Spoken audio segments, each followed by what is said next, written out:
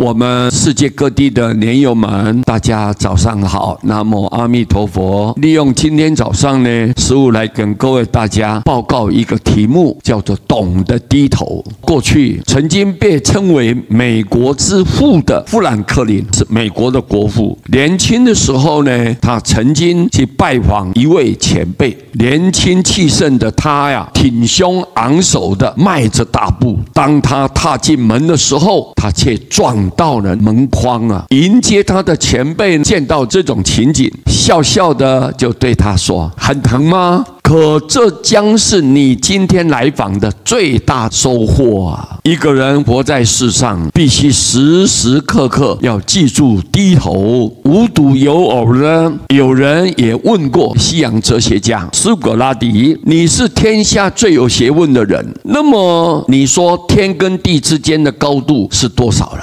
苏格拉底毫不迟疑地回答说：“3尺。”那个人不以为然呢，他就说：“我们每一个人最起码都有5尺高呢。若天跟地之间只有3尺，那岂不是每一个人都要戳破这个天空了吗？”苏格拉底笑着说：“所以啊，凡是高度超过3尺的人，要想立于天地之间，就要懂得低头，要懂得低头。”这些大师们呢提到的记住低头，或者是懂得低头，这种说法就是要记住，不论你的资历能力如何，在浩瀚的宇宙里面呢，你只不过是一个很渺小而微不足道的小分子。当我们把奋斗目标看得更高的时候，更要在人生的舞台上唱低调，在生活中要保持低姿态，把自己看轻一些，把别人看重一些。这个是大师们提醒我们的。富兰克林就是从中领悟到这种深刻的道理，